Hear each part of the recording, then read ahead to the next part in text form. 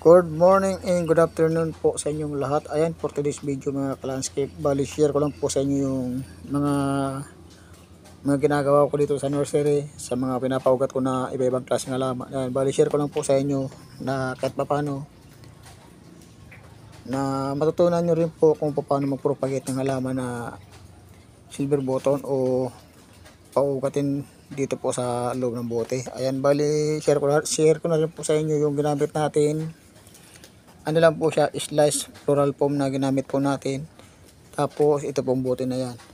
Ayan, bali explain ko rin po sa inyo kung paano gawin to. Ayan, bali ang ginawa lang po natin yung mga talbos ng halaman na silver button. Bali pinuto lang po natin. Isang dangkal po yung haba. Ayan, bali binawasan po natin ng mga dahon yan para kahit paano maluwag po siya tignan dito sa bote. Ayan, isa naman po yun sa purpose nun. Kaya bali babawasan po natin yung mga dahon na yan. Halos sobrang kalahati yung binawas natin. Yan. Kaya naman po pala ginamit natin bote para kasi itong bote na to pinapawisan po to. Kaya kailangan po yung bote natin walang butas. Ayan, bali yung bote na po to nagkusang nagpapawis po to. Yan na rin po magdidilig dun sa loob ng halaman o sa floral foam. Ayan. Ganyan lang po yung proseso niyan mga ka-landscape. Ngayon po, bali papakita ko naman po sa inyo yung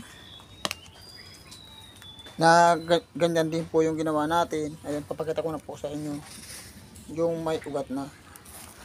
Ito na po mga ka-landscape, yung halaman na may ugat na. Bali ganyan din po yung proseso niyan.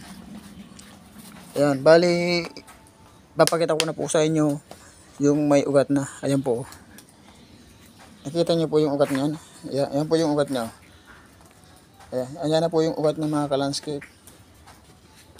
Bali di ko muna yan binuksan kasi kasi hindi ko pa naman ito may ilalagay sa seedling bags. Kaya diyan ko na muna ilalagay sa diyan pa nakalagay sa bote. Ayan mga ka-landscape. Bali kailangan po mga ka-landscape pag nagpropagate po kayo nito o may ugat na, kailangan po tanggalin nyo po yan yung mga kahit mga 3 buwan na po siya tanggalin para yung ugat po niya kanya na po siya. Kasi pag medyo yung ugat niya po kasi pag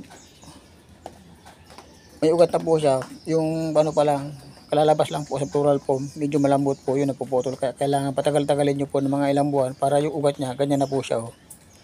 Medyo mahaba na po siya yan. Ayun, ganyan na po. Ayan o. Ganyan na po yan mga ka-landscape. Ayan, bali, kahit paano mga ka-landscape, mayroon po kayong matutunan kung paano magpaugat ng halaman na silver button. Ayan, bali, sinishare ko lang po sa inyo. Bali, marami pa pong kasunod dyan para kahit paano matuto po kayo kung ano-anong klaseng halaman yung sinishare ko para kahit paano matuturin po kayo magpaugat ng halaman. Ayan, paki-follow na rin po and paki-share na rin po para kahit paano maraming makakita sa mga ginagawa natin. Ayan. Ayan na po siya mga ka-landscape. Ganyan lang po yung proseso dyan. Sige po mga ka-landscape, bye-bye na po.